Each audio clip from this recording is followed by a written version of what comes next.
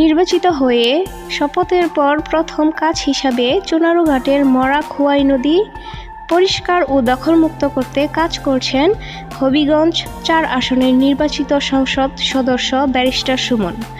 নদী পরিষ্কার ও দখলমুক্ত করে এখন নিজস্ব অর্থায়নে ওয়াকওয়ে নির্মাণ ও পার্ক হিসাবে চালু করতে চান তিনি।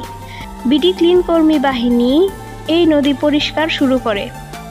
নির্বাচনের আগে তিনি তার ইশতেহারে উল্লেখ করেছিলেন যে তার প্রথম কাজ হবে এই নদী পরিষ্কার ও দখলমুক্ত করে এখানে একটি ওয়াকওয়ে ও পার্ক নির্মাণ করা। তাছাড়া নদীতে দেবেন নৌকা, যেখানে ছেলেমেয়েরা আনন্দ করতে পারবে।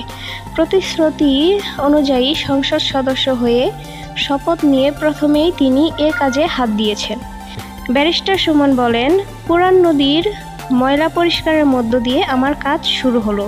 তারপর অন্যান্য পরিবর্তনগুলো আমি করব। আমার পুরো সময়টাই চমকের উপর থাকবে।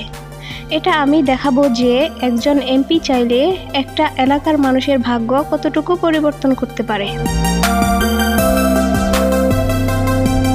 সামাজিক যোগাযোগ মাধ্যমে পরিচিত মুখ এবং যুবলীগের সাবেক কেন্দ্রীয় নেতা ব্যারিস্টার সুমন হবিগঞ্জ ৪ আসনে স্বতন্ত্র প্রার্থী হিসাবে নির্বাচন করে নৌকার প্রার্থী বেসামরিক বিমান ও পর্যটন প্রতিমন্ত্রী অ্যাডভোকেট মাহবুব আলীকে প্রায় ১ লাখ ভোটে পরাজিত করেন।